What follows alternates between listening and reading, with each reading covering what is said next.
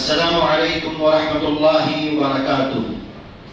الحمد للہ رب العالمین والصلاة والسلام علی خیر خلقہ محمد وعلى آلہ وصحبہ اجمعین ومن تبعهم بإحسان إلى يوم الدین.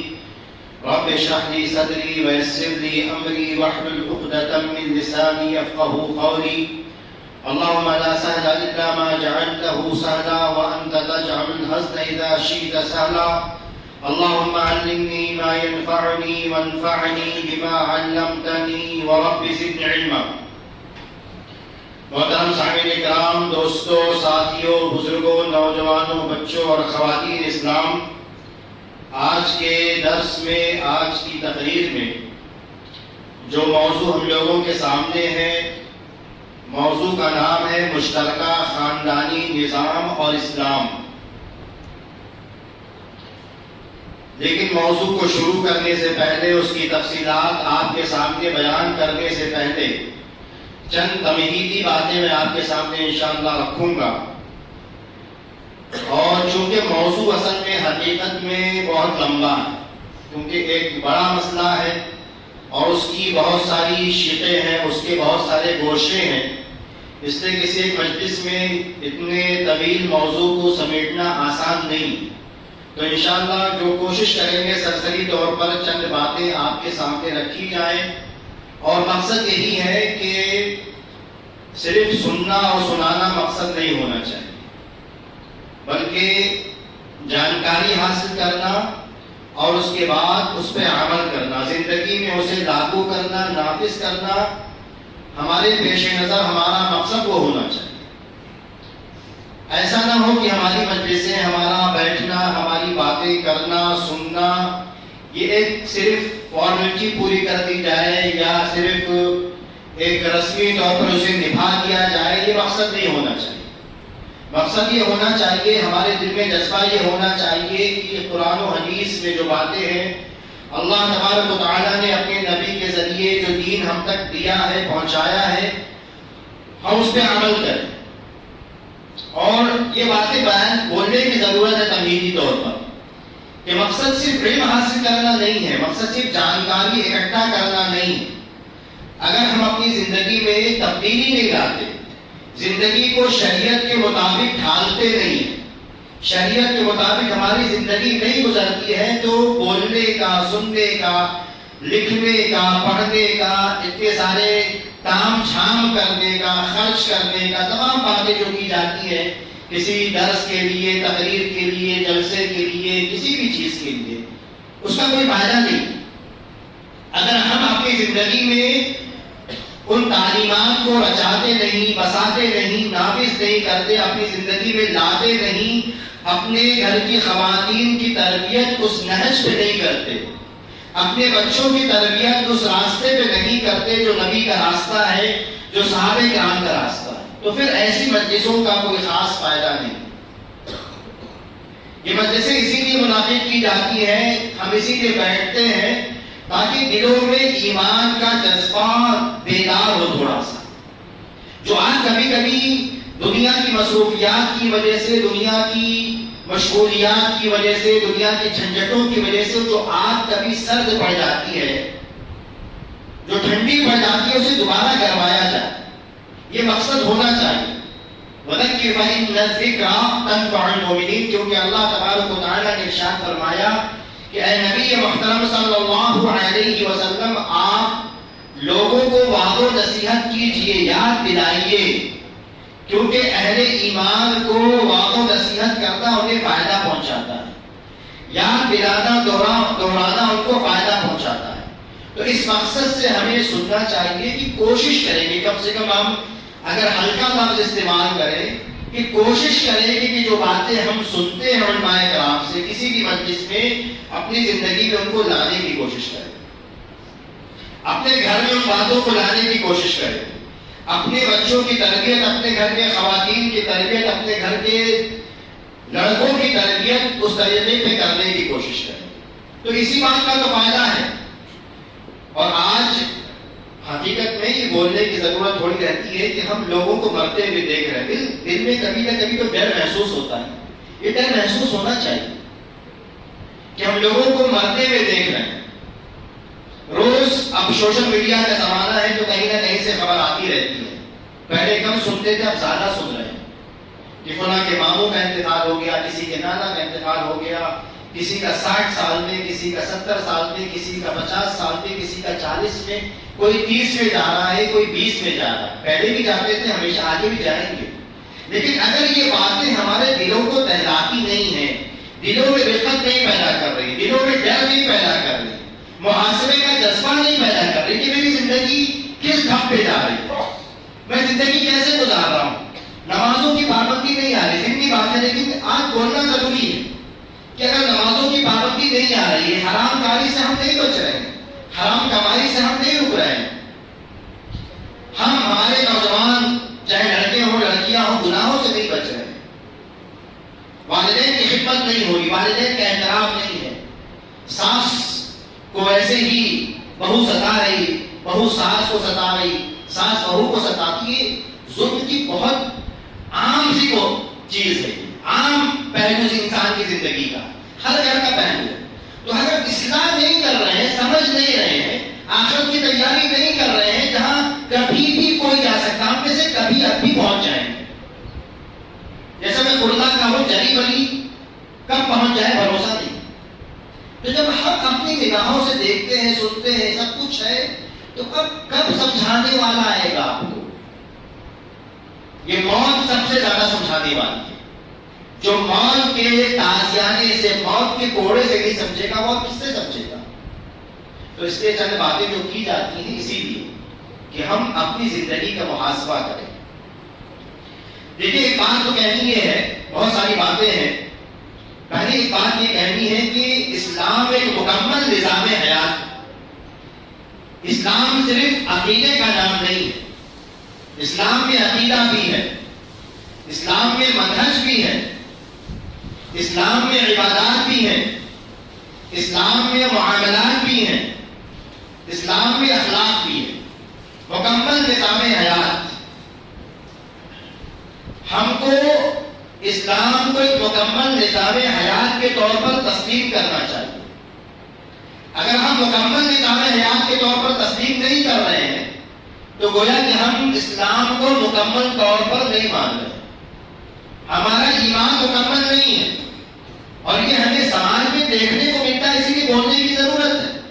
اللہ تبارک و تعالیٰ نے ارشاد فرمایا یا ایھا الذین آمنوا ادخلوا فی السلم کافۃ، کہ اے ایمان والو اسلام میں پورے کے پورے داخل ہو جاؤ. سلف کی تفسیر ہے کہ پورے کا مطلب یہ کہ اسلام کی تمام تعلیمات کو مانو، چاہے اس کا تعلق عقیدے سے ہو، منہج سے ہو، معاملات سے ہو، عبادات سے ہو، اخلاق سے ہو، تمام چیزوں کو ماننا ہے تو ہم ایمان میں مکمل ہوں گے.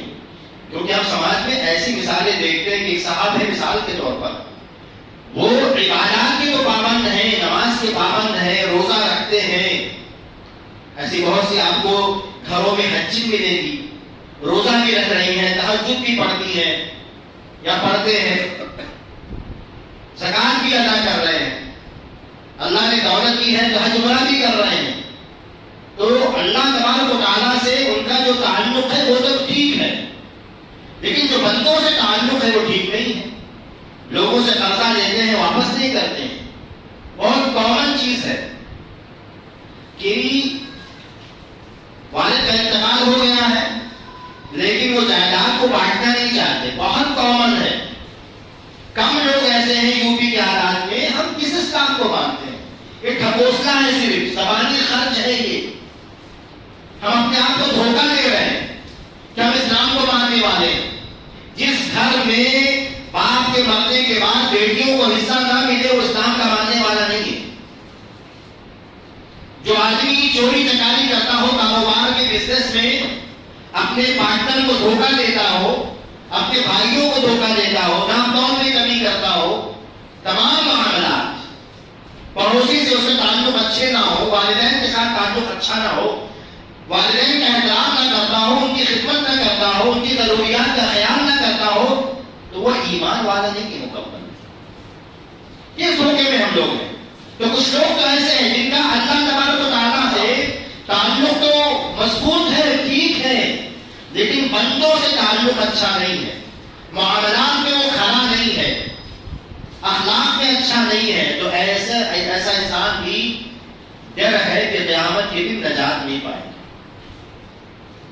اس کے برعکس ایسے لوگ بھی موجود ہیں جو معاملات میں ٹھیک ہیں، امانت دار ہیں، سچے ہیں، دھوکہ نہیں دیتے، ایسے لوگ ہیں لیکن نماز کے پابند نہیں، روزہ نہیں رکھتے ہیں، اللہ کی دولت کی ہے لیکن حج کرنے نہیں جا رہے، عمرہ کرنے نہیں جا رہے، عبادات میں کوئی شوق نہیں ہے، نفل عبادات کا شوق نہیں، کبھی نفلی روزہ رکھنے کی توفیق ہی نہیں ہے، کبھی چاش کی نماز پڑھنے کی بھی توفیق ہی نہیں ہے، تو ایسے لوگ بندوں سے تعلق تو ٹھیک ہے لیکن اللہ تبارک و تعالیٰ سے ان کا تعلق نہایت ہی کمزور ہے، نہ ہونے کے برابر ہے اگر فرائض کی ادائیگی نہیں، تو اس کو ذہن میں ہمیشہ رکھیے، بات بہت واضح بات ہے لیکن ذہن میں ہمیشہ رکھیے کہ اگر اللہ تبارک و تعالیٰ کے یہاں آپ کو کامیاب ہونا ہے، جنت پانی ہے اور جہنم کے عذاب سے بچنا ہے، قبر کے عذاب سے بچنا ہے، تو آپ کو دونوں پہلو ٹھیک رکھنے ہوں گے۔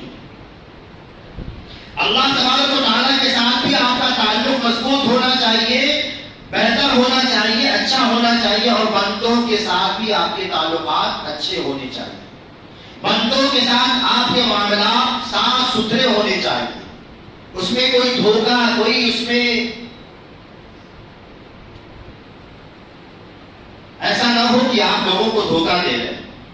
اور تکلیف کی بات ہوتی ہے، زیادہ تکلیف اس وقت ہوتی ہے حقیقت میں جب داڑھی والا دھوکہ دے، اور کوئی عام انسان آپ سے کہے کہ یار ان کو میں نیک سمجھتا تھا، حاجی سمجھتا تھا، نماز پڑھتے تھے، اس لیے میں نے ان کے ساتھ پیسہ لگا دیا تھا 10 لاکھ روپے، وہ بہت کہتے تھے میں نے 10 لاکھ دے دیا، ٹھیک ہے 10 لاکھ کی زمین آپ سے خرید دیتا، کوئی بھی معاملہ ہو، بعد میں دھوکہ ہو گیا، کھا کے بیٹھ گئے، دے ہی نہیں، 5-10 سال گزر گیا، اور اب بھی نماز پڑھتے ہیں، اب بھی روزہ رکھتے ہیں، اب بھی عمرہ کرنے چلے جاتے ہیں۔ ایسے کئی لوگ، ایک تو نہیں سینکڑوں مثالیں ہیں ایسے کہ لوگوں کا، ایک تو نہیں 10 اور 50 لوگوں کا پیسہ کھا کے بیٹھے ہیں، اور فون کرو کہاں ہے، عمرہ کرنے گئے، اور دوسرے طرف والے ہیں تو کہاں ہے، اجمیر گئے، کہ کیا ہم نے تماشا اپنے دین کا بنا رکھا ہے، یہ تماشا ہے دین کا، کب تک آپ دھوکہ دیں گے، آپ قیامت میں نہیں چل پائے گا یہ سب۔ تو ایک بات ذہن میں بٹھائیے، اسلام مکمل نظام حیات،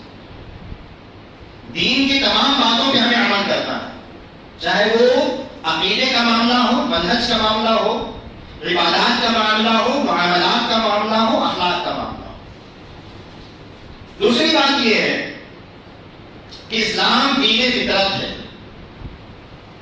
اللہ تبارک و تعالیٰ نے ارشاد فرمایا، الا یعلم من خلق وهو اللطیف الخبیر، کہ کیا وہ نہیں جانتا جس نے پیدا کیا، وہ لطیف ہے اور خبیر ہے۔ لطیف یعنی باریک باریک تفصیلات کا جاننے والا، علیم جاننے والا ہے۔ تو اللہ تبارک و تعالیٰ جانتا ہے کہ انسان کو کیا چیزیں سوٹ کریں گی، کیا چیزیں اس کی زندگی کے لیے مناسب ہیں۔ تو اسلام کا جو پورا نظام ہے، عبادت کا، عقیدے کا، منہج کا، معاملات کا، اخلاق کا، یہ ایسا نظام ہے جو انسان کو کے لیے سب سے زیادہ بہتر نظام ہے۔ اس کی طاقت کے اعتبار سے، اس کی صلاحیت کے اعتبار سے اس کو اتنا ہی پابند بنایا گیا جتنا وہ کر سکتا ہے، جس میں اس کے لیے بہتری ہے، دنیا کی بہتری ہے اور آخرت کی بہتری ہے۔ اس کو ایسا نظام اللہ تبارک و تعالیٰ نے دیا ہے۔ اسی لیے اللہ تبارک و تعالیٰ انسان کی فطرت جانتا ہے تو اس کو ایسا نظام دیا ہے کہ اس کو خلوت کی بھی ضرورت ہے اور جلوت کی بھی ضرورت ہے۔ مطلب انسان کو ایسے لمحات بھی چاہیے جہاں وہ اکیلا ہو، جہاں اکیلا بیٹھ کے صرف اللہ تبارک و تعالیٰ کو یاد رکھے۔ یہ انسان اسلام کے نظام میں داخل ہے یہ چیز۔ اور ایسے بھی لمحات چاہیے، کیونکہ انسان سماجی جانور ہے، ایسے بھی مواقع چاہیے، ایسے بھی لمحات چاہیے جب وہ لوگوں کے ساتھ بیٹھے، اس کے لیے کیا رہنمائی ہے، لوگوں کے ساتھ رہے تو اس میں کیا رہنمائی ہے۔ شریعت نے ان چیزوں کی بھی باتیں بتائی ہیں، وہ رہنمائی بھی ہے کہ بیوی کے ساتھ کیسے رہے، والدین کے ساتھ کیسے رہے، دوستوں کے ساتھ کیسے رہے, کاروبار کیسے کرے, پبلک میں ہو, عوام کے سامنے ہو تو کیسے زندگی بسر کرے, اسے یہ تعلیمات بھی دی گئی اور زندگی گزارنے کا ایسا نظام دیا ہے جو اس کے لیے مناسب ہو. اب یہاں یہی سے ہماری بات نکلتی ہے کہ ہمارے لیے خاندانی نظام کے طور پر, گھر کے طور پر, گھر کے نظام کے طور پر مشترکہ خاندانی نظام بہتر ہے یا انفرادی خاندانی نظام؟ جوائنٹ فیملی سسٹم زیادہ ٹھیک ہے یا سیپریٹ فیملی سسٹم یہ زیادہ صحیح ہے؟ لیکن اس سے پہلے 3 باتیں اور آپ کے سامنے رکھنا چاہوں گا کہ اسلامی تعلیمات پر عمل کرنے کے لیے کچھ باتیں ہماری راہ کا روڑا بن جاتی ہیں. ہمیں تمام اسلامی نظام کو اپنی زندگی میں نافذ کرنے کے لیے ان چیزوں کو سمجھنا ضروری ہے اور ان چیزوں کو اپنی زندگی سے نکالنا ضروری ہے. ایک چیز کیا ہے جو بعض دفعہ اسلامی نظام کو نافذ کرنے میں, اپنی زندگی میں رچانے میں رکاوٹ بنتی ہے؟ ہماری روایات. ہم اسلام کے پابند ہیں, روایات کے پابند نہیں.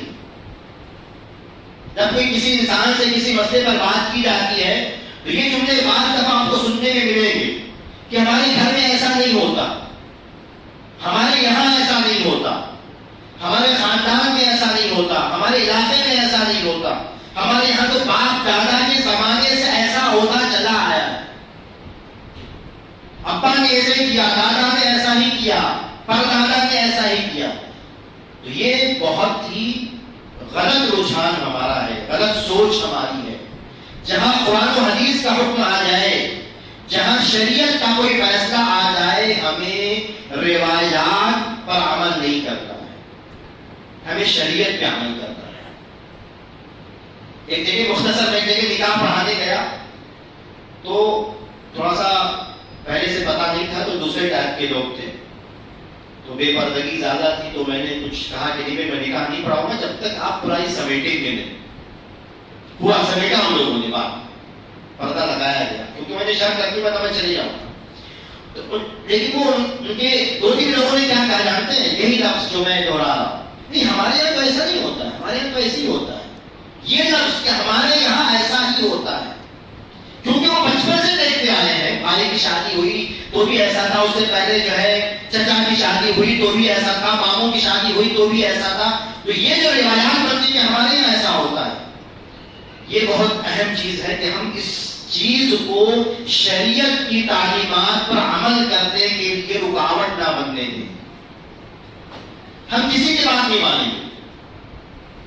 باپ دادا کے زمانے میں جیسا ہوتا آیا اس سے قطع نظر اسلام کی تعلیم کیا ہے, قرآن نے کیا بیان کیا, نبی کی سنت نے کیا بیان کیا, صحابہ کرام کا طرز عمل کیا تھا, یہ ہمارے لیے اہم ہے. اپنی زندگی ویسے ہی گزارنی ہے.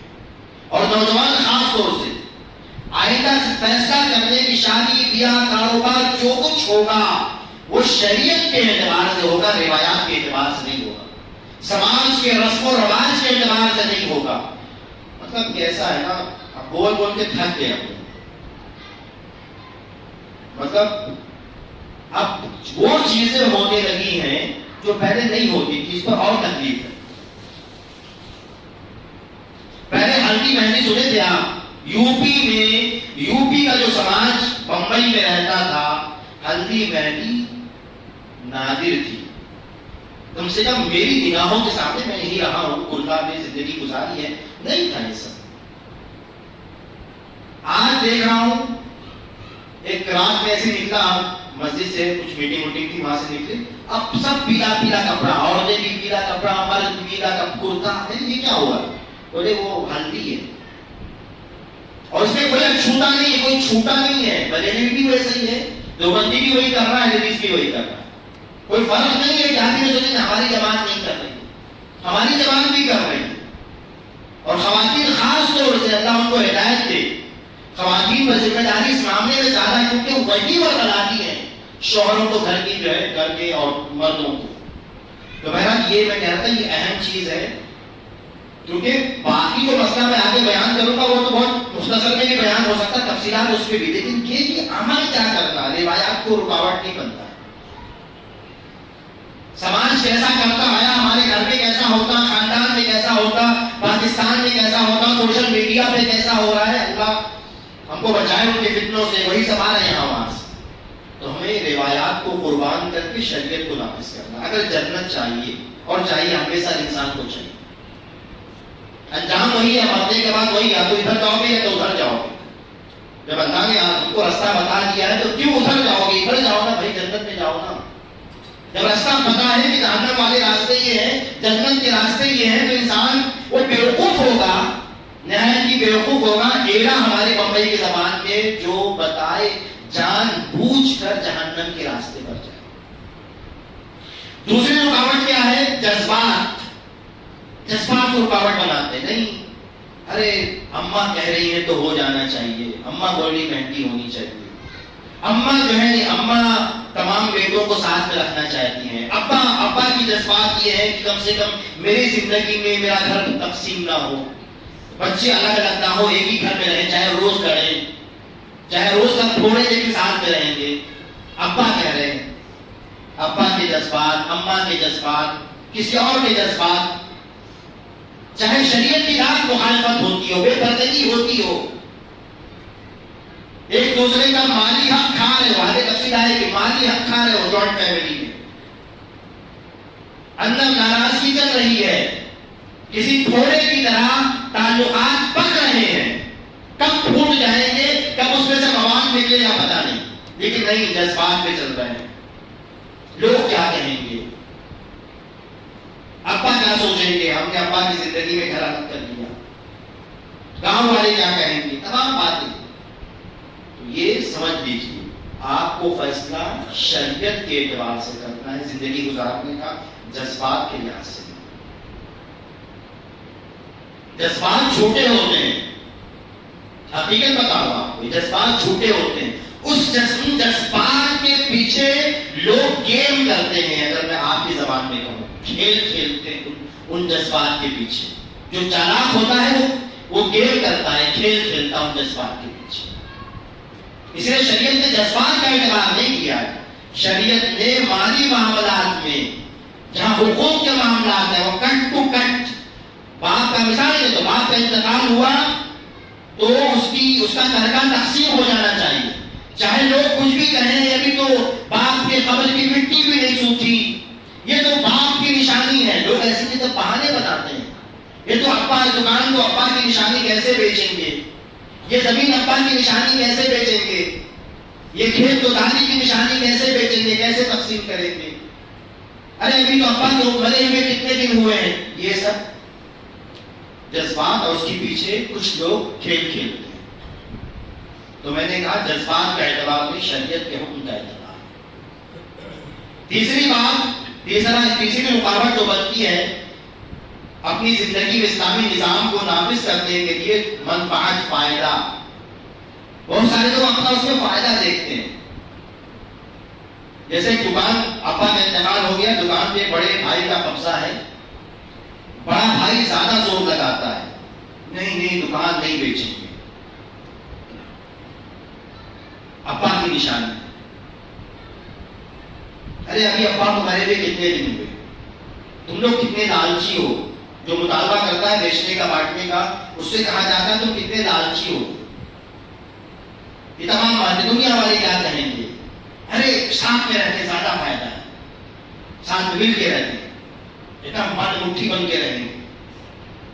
کیوں کہتا ہے وہ یہ بات؟ کیونکہ دکان پہ اس کا قبضہ ہے، ملائی وہ کھا رہا ہے، فائدہ وہ لے رہا ہے، اس لیے وہ بات کہہ رہا ہے۔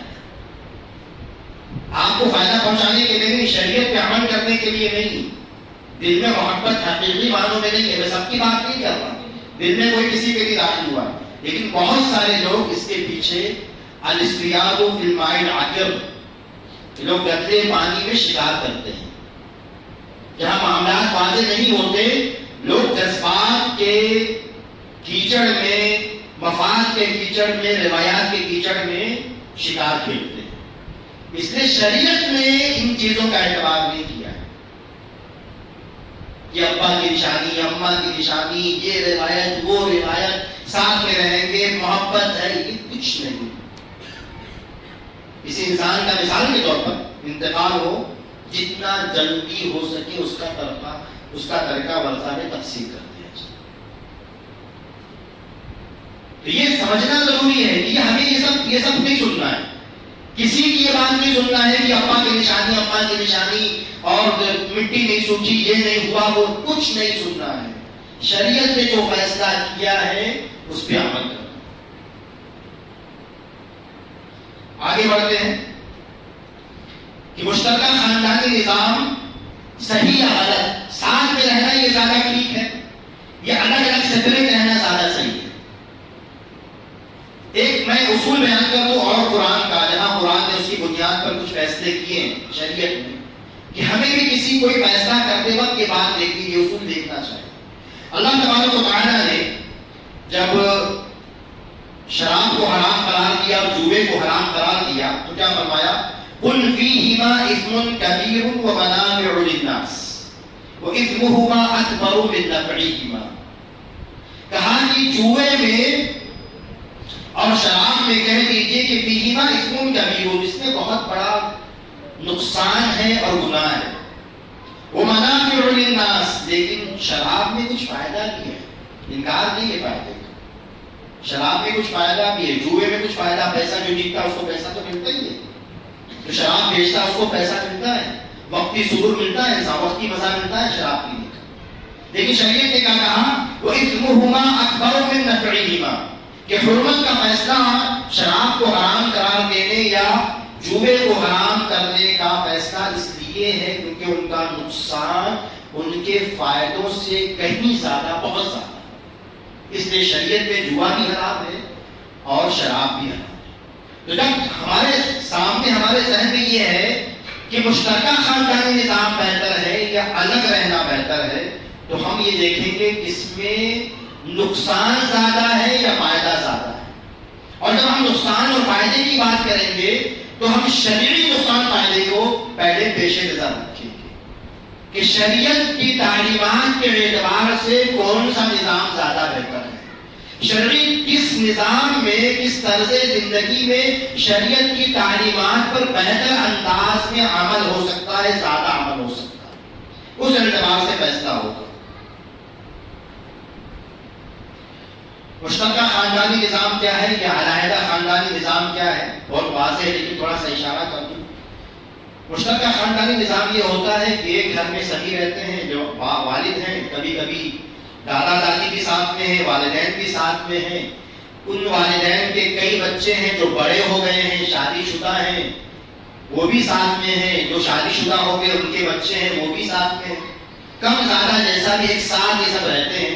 بعض دفعہ مطلب ہے کہ چچا بھی ساتھ میں رہتے ہیں، ان کے بچے بھی ساتھ میں رہتے ہیں. یہ مشترکہ خاندانی نظام. اس کے بعد عموماً ایسا ہوتا ہے الگ الگ اعتبار سے، الگ الگ علاقوں کے لحاظ سے، کہ پورا گھر جو کماتا ہے وہ ایک انسان کو دے دیا جاتا ہے، باپ کو دے دیا جاتا ہے، یا جو دادا ہے اگر ٹھیک ٹھاک ہے تو اس کے ہاتھ میں رکھا جاتا ہے. اس کے بعد وہ اپنے اعتبار سے خرچہ کرتا ہے، اپنے اعتبار سے مشترکہ زمینیں خریدی جاتی ہیں، مشترکہ طور پر شادیاں کر دی جاتی ہیں. کسی کو بھیجنا ہو، پڑھانا ہو، پورے کام ایک انسان بعض دفعہ دوسروں کے مشورے سے کرتا ہے.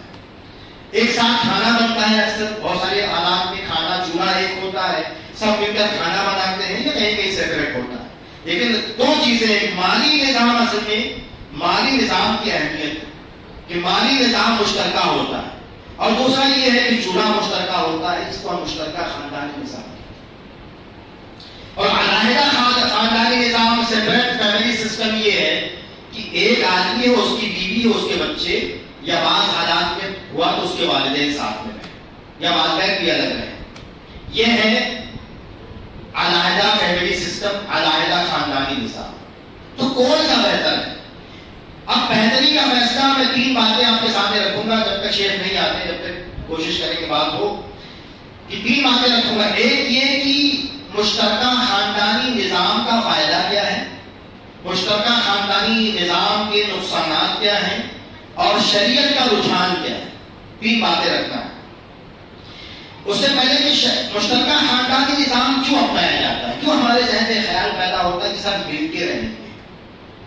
لوگوں نے غور کیا ہے، آپ بھی غور کریں گے تو واضح ہے کہ مشترکہ خاندانی نظام اس لیے اپنایا جاتا ہے، ایک ساتھ رہنے کی بات اس لیے کی جاتی ہے کیونکہ انسان کو افرادی بالادستی حاصل ہے، اس کی طاقت رہے گی۔ ایک گھر میں سب بھائی جوان رہتے ہیں تو گاؤں میں دبدبا ہے، رعب ہے۔ اگر سب 10 لوگ، 5 بھائی 10 بھائی لاٹھی، ان کے بچے پیچھے سب لاٹھی لے کے نکل جائیں تو کوئی ان کا مقابلہ نہیں کر سکتا۔ یہ انسان کی ذہن ایسے ہی کام کرتا ہے، دبدبا۔ خاص طور سے پرانے وقتوں میں یہ چیز اور واضح تھی، جہاں اور جہاں قبائلی نظام ہے یہ وہاں یہ چیز اور واضح ہے کہ انسان جو ہے وہ ایک ساتھ مل کے رہتا ہے، خاندان کو مشترکہ رکھا جاتا ہے کیونکہ اس کی وجہ سے افرادی اعتبار سے اس کا ایک دبدبا ہوتا ہے۔ ٹھیک ہے، مختصر بات کرتے ہیں۔ دوسری اہم وجہ کیا ہے؟ دوسری اہم وجہ یہ ہے کہ جائیداد کا ارتکاز، مطلب یہ ہے کہ ہماری جو جائیداد ہے وہ تقسیم نہیں ہونی چاہیے۔ بھائی فلاں خاندان کے کھیت کتنا ہے؟ 100 بیگھا، 500 بیگھا، 400 بیگھا، تو روب رہے گا نا بھائی؟ 400 بیگھا اس خاندان کا کھیت 100 بیگھا ہے، 200 بیگھا ہے، اور کہا جائے کہ 10 بیگھا ہے تو کیا حیثیت ہے؟ تو یہ ذہن انسان کا کام کرتا ہے کہ نہیں، اور اسی وجہ سے ایک طرح سے بعض سوچوں میں ابلیسی سوچ، کافرانہ سوچ پیدا ہوتی ہے کہ بیٹی کو جائیداد میں سے حصہ نہیں دیا جاتا۔ اور یہ مت سوچی کہ بھائی نہیں دیتا، میں تو یہ جانتا ہوں لوگوں کو والد نہیں دینا چاہتا ہے، بھائی تو بعد میں آتے ہیں۔ ابا بیٹی کو جائیداد میں سے حصہ نہیں دینا چاہتا، کھیت دے دیں گے۔ اور خاص طور سے اس گھر میں، یہی تو آزمائش ہے ہماری، اس گھر میں جہاں ایک بیٹا ہو، مثال کے ویسے کئی گھر ہیں جہاں ایک بیٹا ہو اور 5 بیٹیاں ہوں، 6 بیٹیاں ہوں، باپ خود نہیں دینا چاہتا، حاجی ہے، نمازی ہے، وہ نماز پڑھتا ہے، روزہ رکھتا ہے، زکات دیتا ہے، مسجد میں چندہ بھی دیتا ہے، لیکن ایک بیٹا ہے، 5 6 7 8 دکانیں ہیں اور 5 6 بیٹیاں ہیں، بیٹیوں کو نہیں دینا چاہتا۔ کسی طرح مطلب کچھ ٹال دیتا ہے، جہیز کے نام پر چھوٹا موٹا دے کے وہ ان کو درخانا چاہتا ہے بس، کیونکہ ذہن وہی کام کر رہا ہے کہ میں کما رہا ہوں، اپنی کمائی دوسرے خاندان والوں کو دے، بیٹی کے گھر والوں کو دے دوں، کیونکہ دونوں طرف ذہن وہی ہے۔ ادھر بھی ذہن خراب ہے، غیر شرعی ذہن یہاں بھی کام کر رہا ہے، اور جو بیٹی کا گھر ہے وہاں بھی غیر شرعی ذہن کام کر رہا ہے کہ بیٹی کو دینے کا مطلب انسان یہ سمجھتا ہے کہ داماد کو دینا، لینے والا بھی ایسے سمجھتا ہے کہ داماد سمجھتا ہے کہ مجھے دیا جا رہا ہے، یا اس کا سسر سمجھتا ہے بیٹی کا کہ ہمیں دیا جا رہا ہے، جبکہ نہیں، اگر میں اپنی بیٹی کو دیتا ہوں تو بیٹی کو دے رہا ہوں، صرف بیٹی کو دے رہا ہوں۔ کل کو بیٹی کو طلاق ہو جائے، خدا ہو جائے، شوہر کی وفات ہو جائے، کوئی بھی مسئلہ ہو، بیٹی کا رہے گا۔ یہ ہے اسلامی ذہن، دینی ذہن جو رائج ہونا چاہیے۔ لیکن دینے والا بھی دولت کی محبت اتنی زیادہ ہے کہ شریعت کی تعلیمات کو پامال کر دیتا ہے۔ یہ سننے میں اچھا لگتا ہے، کر نہیں پاتا کوئی، ہمت ہے تو کر کے دکھاؤ۔ اسلام کو ماننے والے ہو، نبی سے محبت کرنے والے اگر ہم ہیں، اللہ سے محبت کرنے والے، اسلام سے محبت کرنے والے، تو اس اسلامی نظام کو نافذ کیجیے زندگی میں کہ بیٹی کو حصہ دینا ہے۔ وہ کہہ رہا تھا کہ مطلب یہ کیوں ایک ساتھ رہنے کا جو تصور لوگوں کے دلوں میں ہے، کیوں ہے؟ کیونکہ وہ جائیداد ہے 100 بیگھا، وہ اپنی بیٹی کو 6 بیٹیوں کی شادی کر دیں گے، اس کے بعد باپ کا انتقال ہوگا تو اچھا خاصا جائے گا نا وہاں دوسرے خاندان والوں کو۔ بھائی بیٹا ایک ہے، 5 6 بیٹیاں ہیں، تو جتنا جو ہے بیٹی کو، جتنا بیٹے کو ملے گا اس کا آدھا بیٹی کو ملے گا، تو اچھا خاصا چلے جائے گا، تھوڑا سا بچے گا بچے کے ہاتھ میں۔ تو اس لیے باپ اور ماں خود نہیں دینا چاہتے بیٹیوں کو۔ تو یہ جو ہے مشترکہ خاندانی نظام، یہ سب سمیٹ کے رکھے رہو، ایک ساتھ رہیں گے۔ اچھا بات ہے کہ مشترکہ خاندانی نظام کے فائدے کیا ہیں، اور اس کے بعد نقصان، اس کے بعد شریعت کا رجحان۔ ٹھیک ہے، مشترکہ خاندانی نظام کے ساتھ میں رہنے کے کچھ فائدے ہیں، انکار نہیں کہ فائدے نہیں ہیں، کچھ فائدے ہیں۔ فائدہ کیا ہے؟ پہلی بات یہ ہے کہ اتحاد قائم رہتا ہے، ایک خاندان ساتھ میں رہتا ہے، دکھ درد میں شریک ہوتا ہے، خاندان کی مضبوطی ہے، اس کا نام ہے۔ اور حقیقت میں فائدے دکھتے ہیں، سمجھ میں آتا ہے کہ ایک ساتھ رہ رہے ہیں تو کسی کی بیٹی کی شادی ہے، کسی بھی بھائی کی، تو پورا خاندان لگا ہوا ہے، کیسے کوئی کارڈ تقسیم کرنے جا رہا ہے، کوئی یہ کر رہا، کوئی وہ کر رہا، تمام بھتیجے بھانجے سب لگے ہوئے، کوئی بھی کام آسان ہو جاتا ہے. تو اتحاد، اجتماعیت ایک خاندان میں اس کا انکار نہیں. دوسرا یہ ہے جو اشارہ ہوا کہ مالی استحکام ہے، مالی مضبوطی بھی رہتی ہے. کئی لوگ کما رہے ہیں، پیسہ ایک ساتھ آ رہا ہے، ایک ساتھ پیسہ اکٹھا ہوتا ہے، اس کے بعد جو بھی ذمہ دار ہے وہ اس نے کوئی زمین خرید لی، زیادہ پیسہ جمع ہوا، کئی لوگ کما رہے ہیں تو اس نے کوئی گھر خرید لیا، کوئی زمین، کوئی پلاٹ، کوئی کھیت. تو خاندان کا جو اجتماعی جو ہے مال ہے، اجتماعی جو جائیداد ہے وہ بڑھے گی، اس کا انکار نہیں ہے، یہ چیز ہوگی. تیسرا فائدہ یہ ہو سکتا ہے کہ جو بوڑھے والدین ہیں، کمزور لوگ ہیں، ان کی نگہداشت اچھے انداز میں ہو جاتی ہے. اس کا میں جواب بھی دوں گا، لیکن یہ بھی اس کا ایک فائدہ ہے کہ بھئی ایک ساتھ رہتے ہیں، 4-5 بیٹے ہیں، ان کی یعنی بیویاں ہیں، جو بہو ہیں ان کی والدین کی، تو مطلب گھر میں ہے تو کسی نے پیر دبا دیا، کسی نے کپڑا دھو دیا والدین کا، ساس سسر کا، کسی نے کچھ کر دیا، کسی نے کچھ کر دیا. یہ تمام چیزیں آسان ہوتی ہیں بنسبت ایک بہو جس کے سامنے بہت سارے گھر کے کام ہو، بچوں کو سنبھالنا، تمام چیزیں جو اس کی تھوڑی مشکل ہو جائیں گی. مشترکہ خاندانی نظام یہ چیز ہمارے لیے آسان ہوتی ہے کہ کمزوروں کا، بیماروں کا، والدین کا، بوڑھے والدین کا خیال رکھا جا سکتا ہے. یہ چیز ہے. چوتھا فائدہ کیا ہو سکتا ہے مشترکہ خاندانی نظام میں؟ چوتھا فائدہ یہ ہے کہ جو اور دوسرے طرح کے کمزور لوگ ہیں ان کی بھی نگہداشت ہو جاتی، ان کی دیکھ بھال ہو جاتی. جیسے ایک لڑکی ہے جس کی ہم نے شادی کی اور اس کے بعد لڑکی بیوہ ہو گئی، واپس اپنے گھر پہ آتی ہے، عموماً نہیں بھی آتی لیکن اکثر بہت ساری صورتوں میں آتی ہے. تو اس کی اگر الگ الگ سیپریٹ روم رہے کہ سب بھائی الگ الگ ہیں تو کس کے یہاں جائے، کون سنبھالے، یہ بات تھوڑا سا زیادہ پیچیدہ رہے گی، مشکل ہے. لیکن گھر ایک ہے، سب بھائی ایک ساتھ، والدین بھائی ایک ساتھ رہتے ہیں، تو وہ جو بیوہ آئے کہ واپس اپنے گھر پہ اس کے لیے اس کو سنبھالنا آسان ہے. اسی طرح اگر اس کے بچے ہیں، یتیم بچے ہیں، تو ان کو سنبھالنا آسان ہو جائے گا. یہ تمام چیزیں تھوڑا سا دیکھ بھال آسان رہے گی. اس میں وہ بات بھی شامل کر دیجئے کہ اگر کوئی انسان باہر کام کرنے جاتا ہے، سعودی عرب کام کرنے گیا، کہیں باہر یو پی میں رہتا ہے خاندان اور وہ بمبئی میں کام کرنے آیا، تو اس کے بیوی بچوں کی دیکھ بھال آسان ہوگی مشترکہ خاندانی نظام. تو یہ فائدہ انسان کو حاصل ہوتا ہے. اچھا، مشترکہ خاندانی نظام کا ایک فائدہ یہ بھی ہے کہ بچوں کی تربیت تھوڑی سی آسان ہو سکتی ہے.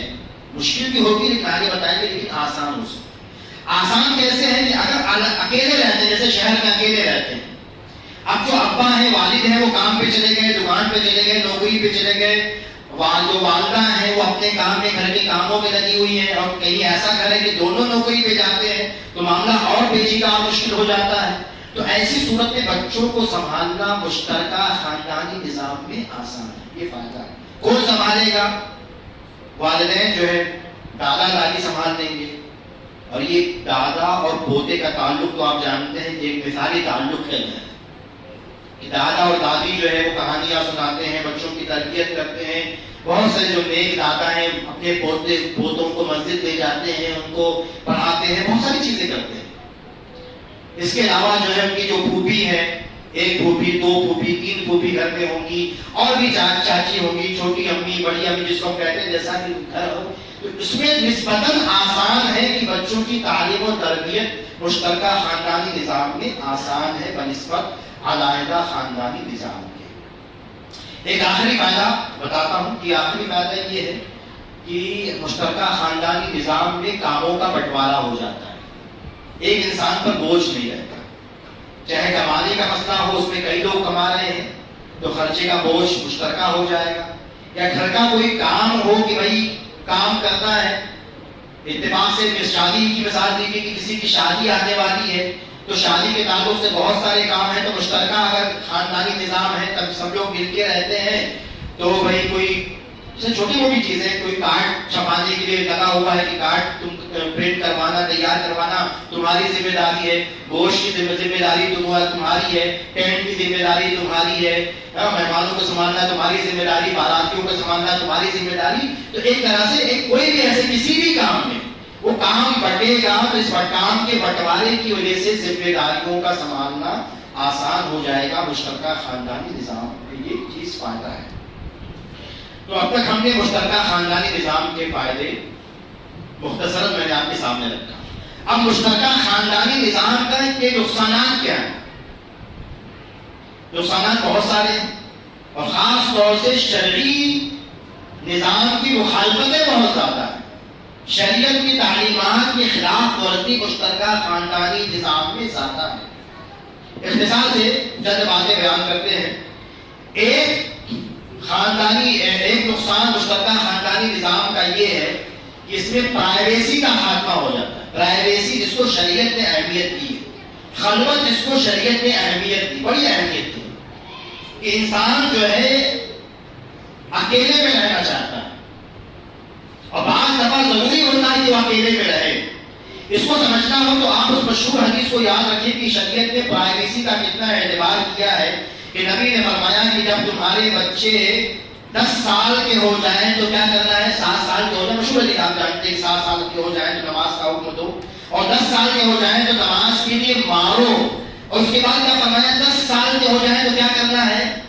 کہ فرقوا بینہم فی المضاجع، کہ ان کے بستر الگ کرو. زیادہ انتظار نہیں کیا شریعت میں. بچہ چاہے لڑکا ہی کیوں نہ ہو، لڑکا لڑکا، بھائی بھائی، 10 سال کے ہو جائے تو بستر الگ کرو. یہ تو لڑکوں کی بات ہے، لڑکیوں کی بات ہے. اگر جو ہے اس کے بعد اور لڑکا اور لڑکی کی بات ہو تو اللہ نے آپ کو کیپیسٹی دی ہے، شریعت کا مزاج یہ ہے کہ ان کا کمرہ الگ کر دیا جائے. اور لڑکیاں بالغ ہو جائیں، لڑکا بالغ ہو جائے تو اللہ نے آپ کو وسعت دی ہے، گنجائش دی ہے تو کمرہ الگ کیجیے. شریعت نے پرائیویسی کا شروع سے 10 سال سے یہ خیال کیا ہے کہ بستر، ہم لوگ کبھی کبھی نہیں توجہ دیتے ہیں، لیکن شریعت نے کہا کہ بستر 10 سال کے ہو جائے، لڑکا لڑکا ہو، بھائی بھائی ہو، بستر الگ کر دو، بھائی بہن ہو، بستر الگ کر دو. مزید ان کی عمریں بڑھے تو کمرہ الگ کر دو. اس کا مطلب مزاج شریعت کا یہ. اسی طرح ایک اور آیت آپ کے سامنے، شریعت کا مزاج کیا ہے خلوت کے تعلق سے، پرائیویسی کے تعلق سے. سورہ نور میں اللہ تبارک و تعالیٰ نے ارشاد فرمایا کہ جو تمہارے غلام ہیں اور جو تمہارے بچے جو ابھی بالغ نہیں ہوئے، جو بچے بالغ نہیں ہوئے ہیں، وہ تمہارے کمرے میں آنے سے پہلے تین اوقات ایسے ہیں کہ 3 اوقات میں آنے سے پہلے اجازت طلب کریں. چھوٹا بچہ جو بالغ نہیں ہوا اس کے بارے میں کہا جاتا ہے، جس کی عمر 5 سال ہو سکتی ہے، 6 سال، 7 سال، 8 سال، اس کے لیے حکم کیا گیا شریعت نے کہ 3 وقت ایسے ہیں کہ وہ چھوٹا بچہ بھی اجازت کے بغیر ماں باپ کے کمرے میں داخل نہیں ہوگا. ایک جو ہے کہا من قبل صلاۃ الفجر، فجر کی نماز سے پہلے، یعنی رات سے لے کر فجر کی نماز سے پہلے اگر کسی بچے کو بھی آنا ہے تو اجازت لے کے آئے گا. دوسرا وقت وحین تضعون ثیابکم من الظہیرہ، دوپہر کے وقت، آرام کا وقت ہوتا ہے، قیلولہ کرنا چاہیے، شریعت کا حکم ہے. قیلوا فإن الشیاطین لا تقیلون، نبی نے فرمایا، صحیح حدیث نبی نے فرمایا قیلولہ کیا کرو کیونکہ شیطان قیلولہ نہیں کرتا ہے. اور آج جو ہے مطلب سائنٹیفکلی پروفڈ ہے کہ انسان کو جو صبح سے جاگا ہے اس کو دوپہر میں آدھا 1 گھنٹہ سو جانا چاہیے. میرا تو ایک الگ بات، لیکن یہ کہا کہ دوپہر میں جو آرام کا وقت ہے، بالغ بچے تو اجازت لیں گے ہی لیں گے. یہاں نابالغ کی بات کی گئی کہ نابالغ بچہ بھی روم میں آنا چاہے تو اجازت لے. ومن بعد صلاۃ العشاء، اور عشاء کی نماز کے بعد اس وقت بھی اگر کسی کو آنا ہو بچے کو آپ کے روم میں، والدین کے روم میں، تو اسے اجازت لینی پڑے گی. کتنا سخت حکم ہے ایک طرح سے دیکھا جائے، جو آپ عمل نہیں کرتے ہو. بچہ کبھی بھی 6 سال کا 7 سال کا کبھی بھی آنا جائے، لیکن شریعت میں کتنا مطلب اس میں زیادہ تفصیل نہیں کروں گا، لیکن یہ جو پوائنٹ ہے نا کہ گناہوں سے بچانے کی بنیادیں ہیں. یہ لوگ پہلے شریف کیوں بنتے تھے، لوگ شریف کیوں رہتے تھے، لوگ میں بات آئی تو ذکر کر رہا ہوں، ہمارا بچہ شریف کیوں رہتا تھا. پہلے شریف لوگ اس لیے رہتے تھے کیونکہ اپنی نگاہوں سے پورے سماج میں کچھ غلط دیکھتے نہیں تھے. اس اشارہ کرو، بات ہے جو میں اشارہ کروں، ان کے پاس اخبار نہیں آتے تھے جس میں گندی گندی فوٹو آ جائیں. یہ بچپن میں سب کے ساتھ ہوتا ہے، اس لیے بول رہا ہوں کہ بھئی اخبار، میگزین، اس کے علاوہ پھر آگے ٹی وی، سیریل، نیٹ کا زمانہ، جو کچھ آگے آ گئے، جتنے بھی کچرے ہیں. پہلے تو کیوں اتنا سادہ دل ہوتے تھے، نیک دل بچے کیوں ہوتے تھے؟ کیونکہ یہ گندگیوں پر ان کی نگاہ نہیں پڑتی تھی. انسان کی میں نے دیکھا ہے، میں مثال دے سکتا ہوں، جیسے سعودی عرب میں نے دیکھا، اشارہ کروں زیادہ تفصیل میں کہ بعض لوگوں بعض ان کے بچوں کو دیکھ کے لگتا تھا کتنے ہم کو رش کا حقیقت بتا رہا ہوں، دل میں آتا ہم بھی ایسے ہی نیک ہوتے کاش، اتنے سچے دل کہ وہ جمعرات کا روزہ نہیں چھوٹ رہا ہے، وہ سوموار کا روزہ بھی نہیں چھوٹ رہا، چاش کی نماز بھی پڑھ رہے ہیں، تہجد بھی پڑھ رہے ہیں، اخلاص بھی پڑھ رہے ہیں، ذکر بھی کر رہے ہیں. ہم میں سے کتنے لوگ ذکر اذکار کے پابند ہیں؟ بہت کم لوگ گنے چنے ملیں گے نوجوانوں میں جو ذکر اذکار کے پابند ہیں. سعودی میں دو چار وہ دو ہی ملتی تھی نیک بچوں کی، سعودی میں فرشتے آ گئے. حقیقت بتا رہا ہوں، کوئی مبالغہ نہیں تھی. رش کا آتا تھا کہ ہمارے بچے ایسے، ہم ایسے ہوتے، ہمارے بچے ایسے ہوتے. وجہ کیا ہے؟ جس ماحول میں ان نگاہیں ہماری گندگیوں سے بچی رہیں گی، وہاں دل نیک رہے گا. یہ راستہ یہی سے ایسے راستہ جاتا ہے، ایسے راستہ یہی ہے، یہ اور یہ. بہرحال یہ جو اللہ تعالیٰ نے جو اتنا سخت مظاہر دکھتا ہو تو کیوں دیا؟ کیونکہ جب میاں بیوی کسی ایسی حالت میں ہو تو بچے کی نگاہ نہ پڑے بس. اس لیے پرائیویسی کا اتنا خیال کہ آپ کا اپنا بچہ، سگا بچہ بھی جو ہے آرام کے وقت میں ماں باپ کے کمرے میں اجازت کے بغیر نہیں آ سکتا. اور آگے بات کرتے اس کے بعد میں تبصرہ کرتا ہوں. اسی طرح ایک پرائیویسی، اس میں ایک واقعہ جو آپ سنتے آئے ہیں علماء کرام سے، آپ ایک محبت کا ایک پیمانہ یہ تھا، محبت کا طریقہ یہ تھا کہ نبی اکرم صلی اللہ علیہ وسلم، عائشہ رضی اللہ تعالی عنہا بیان فرماتی، مشہور حدیث ہے کہ عائشہ رضی اللہ تعالی عنہا کسی برتن سے پانی پیتی تو اللہ کے رسول وہیں سے پانی پیتے جہاں سے عائشہ رضی اللہ تعالی عنہا نے پانی پیا. عائشہ رضی اللہ تعالی عنہا اگر گوشت کھاتی، ہڈی والا ہاتھ میں پکڑ کے گوشت کھاتی، اس کے بعد اس میں بچا رہتا تو اللہ کے رسول صلی اللہ علیہ وسلم وہیں سے اپنا منہ لگاتے جہاں سے عائشہ رضی اللہ تعالی عنہا نے چھوڑا. میں بتانے نہیں چاہتا ہوں یہ ہے پرائیویسی، اس سے محبت ایک الگ مسئلہ، ایک الگ بات ہے. یہ جو ہوگا تو محبت پیدا ہوگی، میاں بیوی میں الفت پیدا ہوگی، تمام باتیں. آپ مجھے یہ بتائیے صرف کیا مشترکہ خاندانی نظام میں ایسا کرنا آسان ہے؟ نہیں آسان. جہاں مطلب چھوٹے بھائی کے بچے، بڑے بھائی کے بچے، اب چچا داد، ماموں داد، پھوپھی داد، نند، اس کے شوہر بھی آ گئے، اس کے بچے بھی آ گئے، سب گھول میل چل رہا ہے. وہاں کون سی پرائیویسی؟ وہاں کہاں پردے کا لحاظ، پرائیویسی کا لحاظ، کسی کے خلوت کا لحاظ؟ اسی لیے میں نے شروع میں کہا اسلامی نظام حیات لائیں گے تو دل پاکیزہ رہیں گے، گناہ نہیں ہوں گے. ایک بات، آگے بڑھتے ہیں، وقت کم ہے ہمارے پاس. ایک بات، ایک نقصان تو یہ پرائیویسی کا خاتمہ.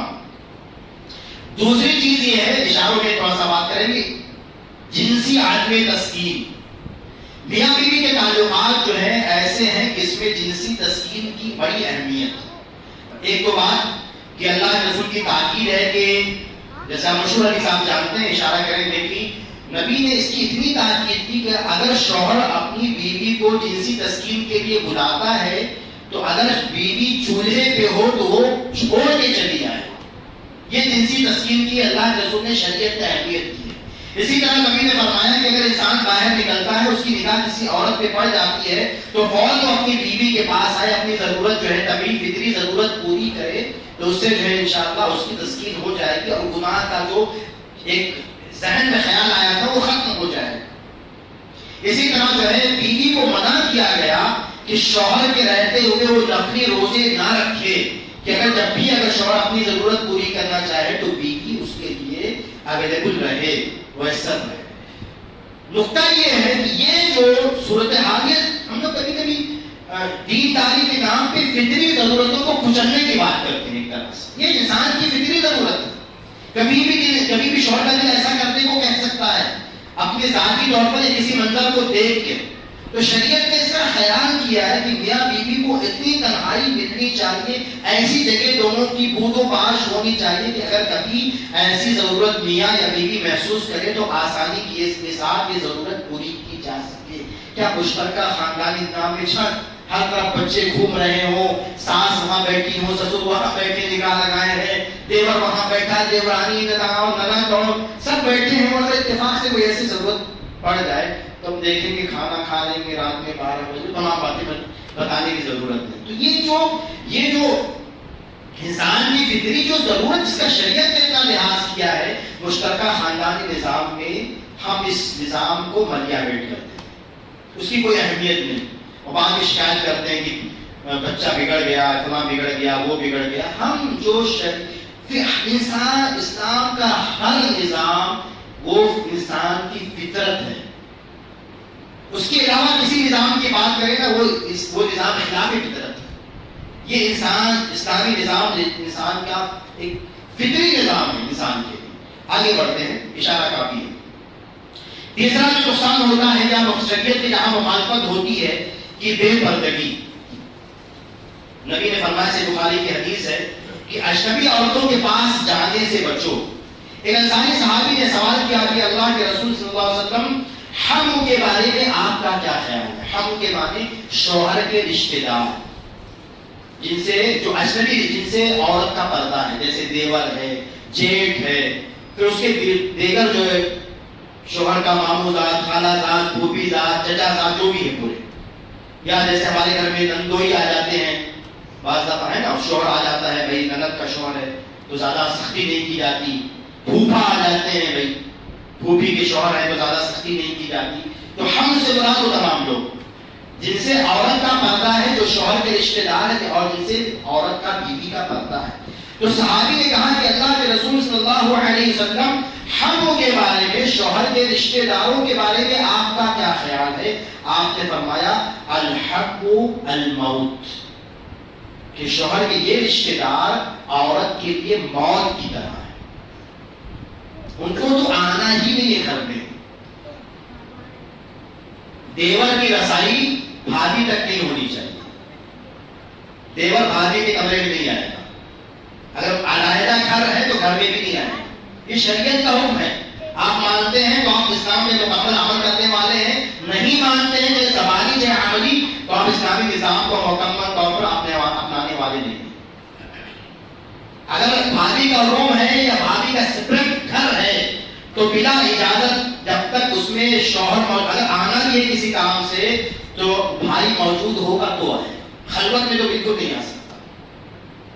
بھابھی اکیلی ہو تو دیور نہیں آ سکتا گھر میں، جیٹھ نہیں آ سکتا، اس گھر کے پھوپھا نہیں آ سکتے گھر میں، نندوئی نہیں آ سکتے گھر میں، اور شوہر کا کوئی بھی جو ہے بھائی دوسرا، چچا زاد بھائی، ماموں زاد بھائی، خالہ زاد بھائی، پھوپھا زاد بھائی، کوئی بھی نہیں آ سکتا. یہ شریعت کا حکم. نبی نے فرمایا الحق الموت، کہ شوہر کے رشتے دار، اجنبی رشتے دار جو بیوی کے لیے اجنبی ہیں، وہ بیوی کے لیے موت کی طرح ہے. آپ بتائیے کیا مشترکہ خاندانی نظام میں اس پہ عمل کرنا آسان کہ مشکل یا ناممکن کی طرح؟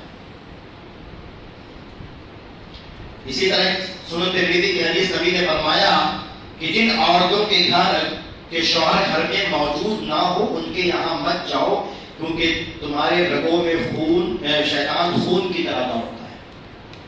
کوئی بھی عورت اجنبی اکیلے ہیں، آپ اس کے لیے اجنبی ہیں، آپ اس کے لیے محرم نہیں ہیں، اس کے والد نہیں ہیں، اس کے بھائی نہیں ہیں، اس کے شوہر نہیں ہیں، یا اس کے بیٹے نہیں ہیں، یا اس کے بھتیجے یا بھانجے یا سسر یا داماد، یہ سب نہیں ہے، یا ماموں نہیں ہے. اب اس کے لیے اجنبی ہیں تو آپ اکیلے وہ ہیں تو آپ نہیں جا سکتے. حرام آپ کے لیے. کوئی بھی ہو، رشتے دار ہے، رشتہ کوئی بھی، بھابھی ہو، کوئی بھی ہو، اگر اکیلی ہے وہ عورت اور آپ اس کے محرم نہیں ہیں تو آپ اکیلی کسی بھی عورت کے گھر میں، اس کے روم میں داخل نہیں ہو سکتے.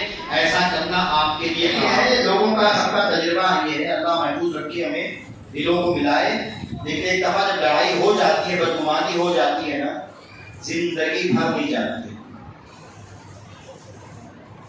یہ بہت بڑا نقصان ہے. آپ سمجھیے، ہم لوگ سمجھ نہیں پاتے بات. اسلام میں دلوں کو جوڑنا سب سے بڑا کام ہے، اور ہم ایسے نظام پہ بعض دفعہ عمل کرتے ہیں جو دلوں کو توڑتا ہے، بدگمانی پیدا کرتا ہے، ہمیشہ کے لیے دشمنی اور نفرت اور بغض پیدا کر دیتا ہے. ایک دفعہ بھابھی سے لڑائی ہو گئی کسی کی نا، تو کبھی کبھی وہ لڑائی زندگی بھر بات نہیں ہوتی. اگر بات ہوتی بھی ہے تو دل میں کھٹاس ہے، دل میں نفرت ہے، مٹی. کیوں ایسا ماحول پیدا کرتے ہیں؟ کیوں ہم کیوں اپنے آپ کو مجبور کرتے ہیں کہ لوگوں سے دشمنی کریں، بدگمانیاں پیدا کریں، جھگڑا پیدا کریں کہ سب چھوڑ دیں گے پھر الگ ہوئیں گے؟ اور الگ تو ہونا ہی ہے، آج بھی تو کل الگ ہونا ہی ہونا ہے. کوئی خاندان بچانے والا آدم کے پاس ایک ہی گھر ہوتا، اسی میں سب رہتے. یہ انسان کی فطرت ہے، آج بھی تو کل الگ ہونا ہے، تو کیوں ڈرتے کیوں الگ ہوں گے؟ آرام سے پیار محبت سے الگ ہو جائیں۔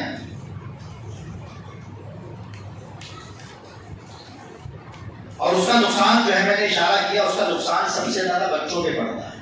بچے بڑے معصوم ہوتے ہیں لیکن نہیں، وہ ماؤں کی لڑائی بچوں کے دلوں میں نفرت پیدا کر دیتی ہے، اپنے چچا زاد بھائی سے نفرت، بہن سے نفرت، سب سے نفرت پیدا کرتی ہے۔ اور کبھی کبھی ایسے جو ہے دل خراش واقعات سننے کو ملتے ہیں، انسان سوچتا ہے کہ بھئی ایسا کیوں ہو گیا، کیسے ہو گیا، کیونکہ ہم نے اس کو حل کرنے کی کبھی کوشش نہیں کی۔ آپ کیا سوچتے ہیں؟ بچہ بیٹھا ہوا ہے، وہ اپنے اماں کو دیکھ رہا ہے، وہ دادی سے لڑ رہی ہیں، دادی اماں سے لڑ رہی ہے، اماں جو ہے تو چھوٹی اماں سے لڑ رہی ہے، چھوٹی اماں بڑی اماں سے کبھی لڑ رہی ہے، کبھی پھوپھی سے لڑ رہی ہیں، کبھی کوئی اور کسی سے لڑ رہی ہیں، تو اس کی دل میں کیا محبت پیدا ہو رہی ہے؟ آپ محبت پال رہے ہیں، محبت کے جذبات اسے دے رہے ہیں، ایک دوسرے کا احترام سکھا رہے ہیں، آپ نفرت سکھا رہے ہیں، دل میں آپ زہر ڈال رہے ہیں، زہر بھر رہے ہیں آپ ان کے دلوں میں۔ کبھی وہ اپنے جو ہے دادی، اگر ماں کا سپورٹ کرے گا تو دادی سے محبت کرنے والا نہیں رہے گا، دادی کا سپورٹ کرنے والا ذہن بن گیا تو ماں سے نفرت کرے گا، اپنے پھوپھی سے نفرت کرے گا، اپنی جو ہے بڑی امی سے، چھوٹی امی سے نفرت کرے گا، چاچا چاچی سے۔ یہ ہم پیدا کر رہے ہیں اس کے دل میں نفرت۔ مشترکہ خاندانی نظام نہیں، سب بٹور کے رہو، چاہے آپس میں مرو پٹو، دشمنیاں پیدا کرو، دلوں میں پیپ پیدا ہو جائے، چلے گا لیکن ساتھ رہے، تاکہ باہر والوں کو لگے کہ میں ساتھ رہا، ابا کو لگے کہ ہمارا پورا خاندان ایک ساتھ میں رہتا ہے۔ بڑے فخر کی بات ہے کہ میرے بیٹے میری زندگی میں الگ نہیں ہوئے، چاہے آپس میں ایک دوسرے کی جانی دشمن بن جائے۔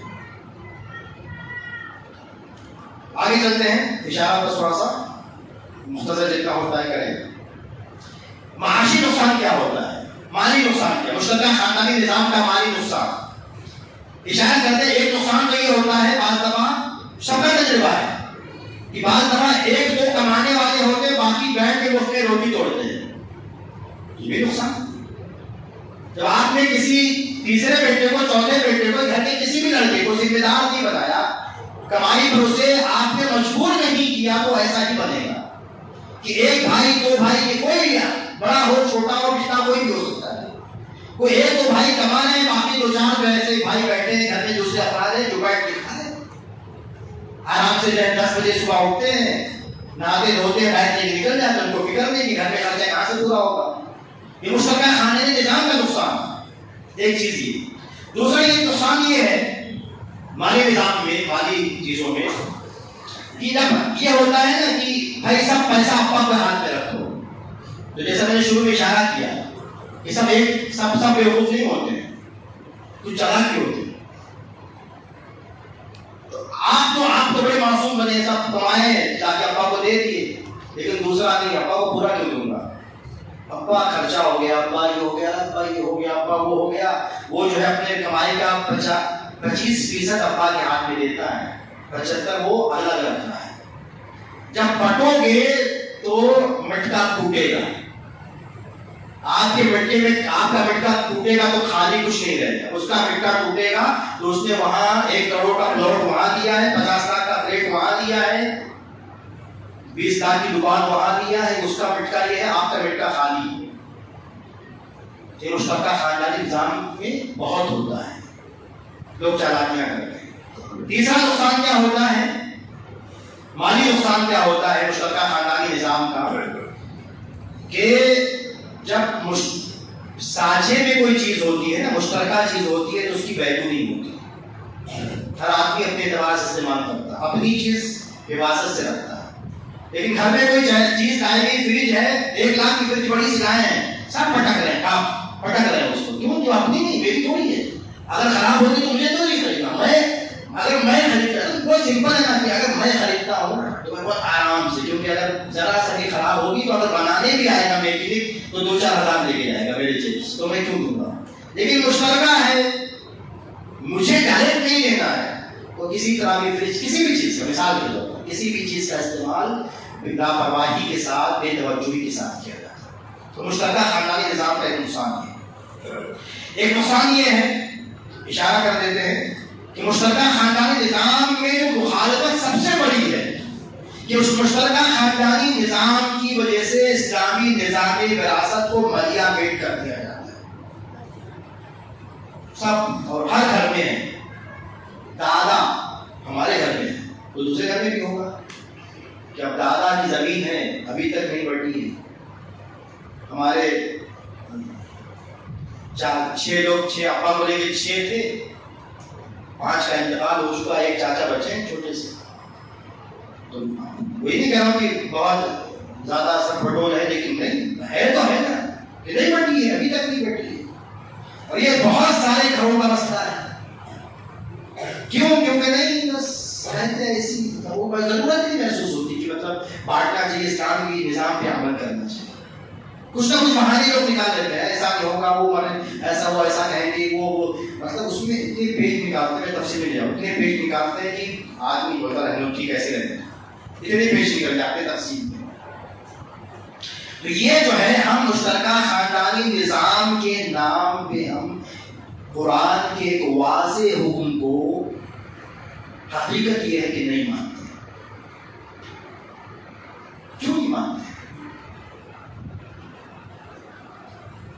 ایک نقصان یہ, آگے بڑھتے ہیں اور شریعت کا رجحان ذکر کر لیتے ہیں. نقصانات تو کافی اشارہ ہو گیا. لیکن شریعت کا رجحان کیا ہے تو تقریباً میں آپ کو کچھ دلیلوں کی روشنی بتا دیتا ہوں کہ شریعت کا رجحان یہ ہے کہ اگر ممکن ہو سکے تو علیحدہ خاندانی نظام اپنایا جائے, الگ الگ رہنا چاہیے. اور جتنے جو ہیں فائدے جو مشترکہ خاندانی نظام کے ہیں نا, اگر آپ اسلام کی تعلیمات پہ عمل کریں گے تو وہ تمام فائدے آپ الگ رہ کے بھی حاصل کر سکتے ہیں. صلہ رحمی کی جو اہمیت قرآن و حدیث سے ہمیں ملتی ہے اتنی زیادہ ہے, اتنی کافی ہے کہ اگر وہ ایک نوجوان جب ایک میں نے درس دیا تھا تو نوجوان کھڑا ہوا, مطلب بعد میں ملا مجھ سے, تو اس نے کہا کہ شیخ مطلب والدین ہیں میرے زندہ, تو ہم لوگ الگ الگ رہتے ہیں, بھائی ہیں الگ الگ رہتے ہیں, تو والدین کس کے ساتھ رہیں, مطلب کیا سسٹم اسلام میں کیا نظام ہے, ابا کو کس کے ساتھ رہنا چاہیے, اماں کو کس کے ساتھ رہنا چاہیے. میں نے کہا کہ تمہارے بھائی مر گئے, سب بھائی مر گئے, تم اکیلے بچے. اسلام کا نظام یہ ہے. تم ماں باپ کی تقسیم کرتے ہو, ان کے خرچوں کی تقسیم, وہ کے مر دیں گے تم, یہ سوال کرتے ہیں, سوال کرتے ہیں, یہ سوال بنتا ہی نہیں ہے. اسلام کی جو تعلیمات ہے اس کی روشنی میں کسی بیٹے کے منہ سے یہ سوال نکلنا اس کے بد اخلاق ہونے کی, اس کے جو ہے بد نصیب ہونے کی دلیل ہے. وہ یہ سوال کرے کہ ابا میرے گھر 1 مہینہ رہ چکے, اب ابا کو کہاں بھیجنا ہے بتاؤ, کیا فائدہ ہے اسے بیٹے کے رہنے سے. تو اس میں تو ایسا ہے صلہ رحمی کا مسئلہ, جیسے سوال آتا ہے کہ ابا کہاں رہیں گے, اماں کہاں رہیں گے, میرے یہاں ہے سب. میں یہ سوچوں کہ میرے سب بھائی ہیں نہیں, ہر آدمی یہ سوچے کہ میرے کوئی بھائی نہیں, والدین کا یہ مقام ہے نا. تو شریعت کا رجحان یہ ہے کہ مطلب علیحدہ نظام ہی اصل ہے. اگر کوئی خرابی نہ ہو تو اس پہ عمل کرنے کی کوشش کی جائے. جیسے میں نے چند اشارے کر دیتا ہوں کہ اللہ تعالیٰ نے سورہ احزاب آیت نمبر 53 میں اشارہ کیا, بس 5-10 مشین کہ اے ایمان والو لا تدخلوا بیوت النبی, کہ اے ایمان والو نبی کے گھروں میں داخل مت ہو. نبی کے گھر میں نہیں, نبی کے گھروں میں. مطلب ہے کہ اللہ کے رسول کی 9 بیویاں تھیں تو 9 گھر الگ الگ تھے. یہ نہیں کہ ایک میں چودھری ہوں, ایک بنگلہ بناؤں گا اور اس میں جو ہے الگ الگ کوٹری کمرے بنا دوں گا, نہیں. اس کو سمجھیے, مطلب یہ نظام سسٹم کیا ہے, نبی کا نے کیا کیا زندگی میں, نبی کی سیرت اور آپ کا اسوہ کیا ہے کہ بیویوں کے لیے الگ سیپریٹ کچن, ہر چیز. مطلب کیسا تھا, کچن بھی سیپریٹ, اور جو خرچہ نبی دیتے تھے, خیبر کے بعد مشہور بخاری میں واقعہ ہے کہ ہر بیوی کو جو خرچہ دیتے تھے وہ بھی الگ, وہیں سے شروع سے الگ ہو جاتا تھا. یہ نہیں کہ مشترکہ کسی کے انسان کو دے دے کہ دے دینا, وہ خرچہ نکال کے دیتے رہتا, ایسا نہیں تھا. پورے سال جو بخاری کی روایت رضی اللہ تعالیٰ عنہ کی کہ پورے سال کا خرچہ ایک بیوی کو جتنا وہ پورا دے دیتے الگ پورا. تو یہ جو ہے اسی طرح جو ہے